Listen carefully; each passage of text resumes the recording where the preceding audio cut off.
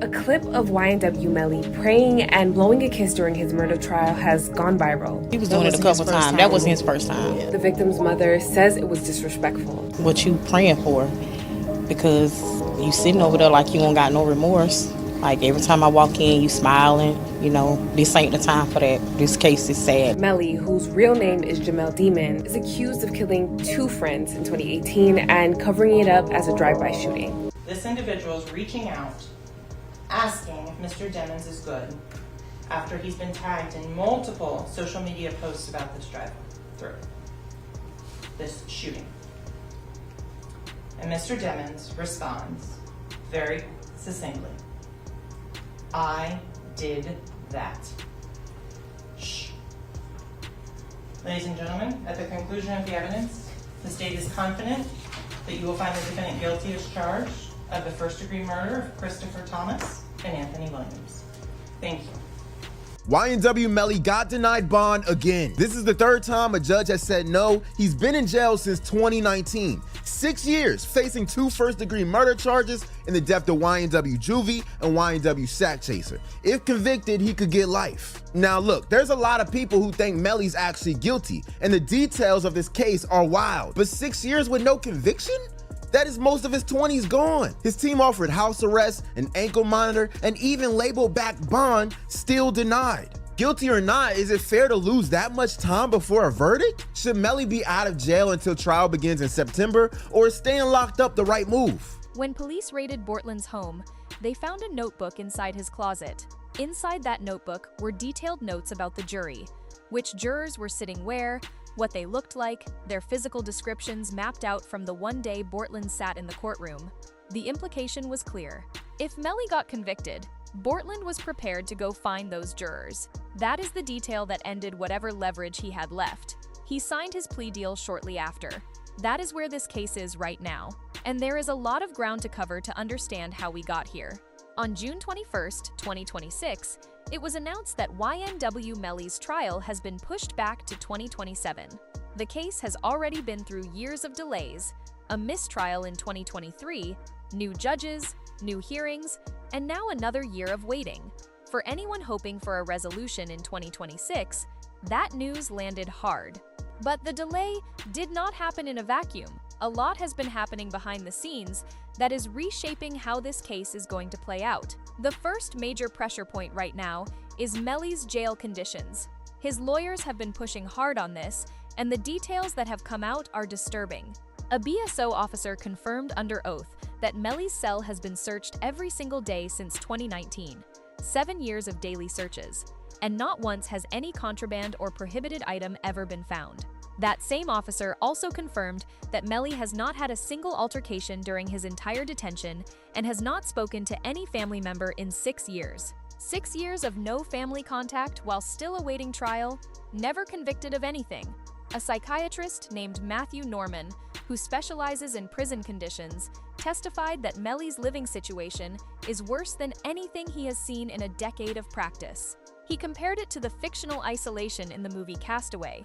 Melly's mother, Jaime King, has been saying this publicly for 2 years, that her son's mail gets held, that he has no phone access, that he is being treated like he has already been found guilty when there has been no conviction. His lawyers have filed a formal appeal arguing his detention conditions are illegal and are requesting a third-party investigation into how Broward Sheriff's Office has been managing his confinement. Alongside the conditions appeal, his lawyers are also pushing for bond. Their argument centers on the same BSO admissions: 7 years, 0 contraband, 0 altercations. They are also making the case that the original shooting was a drive-by, not an inside job, and that no firearm was ever recovered from the vehicle. The bond has been denied before, but this is now going in front of a new judge who has not previously heard the full evidence. That matters because the new judge has no prior familiarity with the prosecution's position and has to evaluate everything fresh. And the prosecution showed up ready for that new judge. They presented gang affiliation evidence showing Melly's connections to YSL through social media posts and photographs, specifically a Facebook post with Young Thug, a known YSL figure, alongside use of specific signs and language prosecutors tied to street organization membership. Their argument was that Melly's affiliations establish both pattern and context.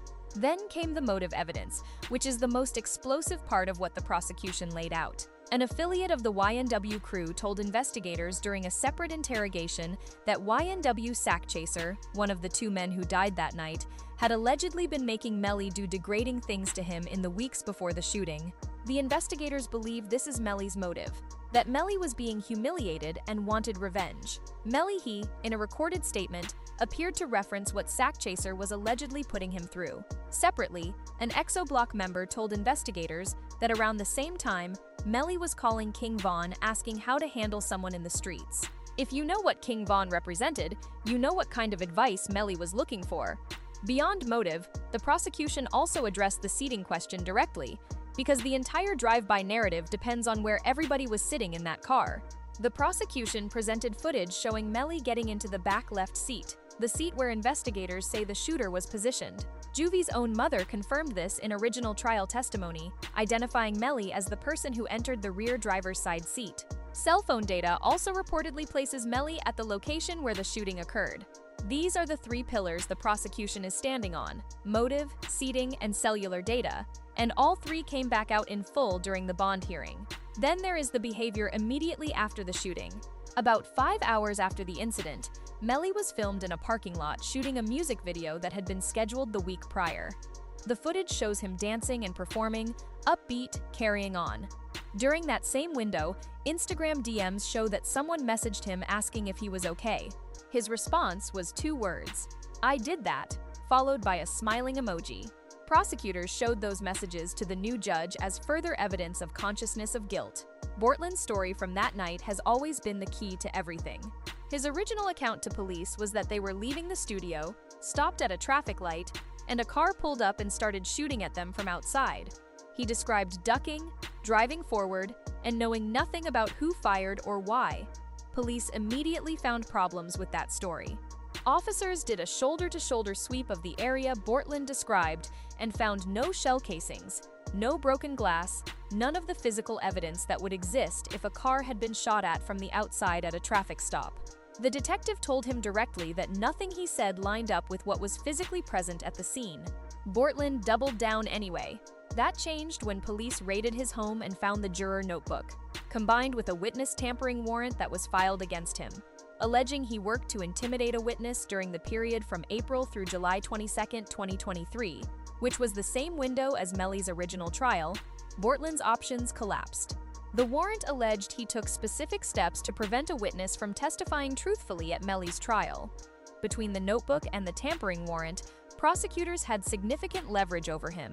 He signed a plea deal, accessory after the fact, 10 years plus 6 on probation. The critical part of the deal is the proffer. He is required to provide a full, detailed, factual account of what happened from his position in the car that night. He does not have to say Melly's name, but he does have to confirm that the crime happened inside the vehicle. And that is what makes this a structural problem for Melly's defense. If Bortland confirms internally that shots were fired from inside the car, the drive-by narrative is finished, regardless of whether Bortland directly names his co-defendant. Prosecutors will do the rest. The plea agreement requires him to tell a truthful story that is consistent with the physical evidence, and the physical evidence has always pointed inside the car, not outside it. The 2027 trial is when all of this comes together in front of a jury.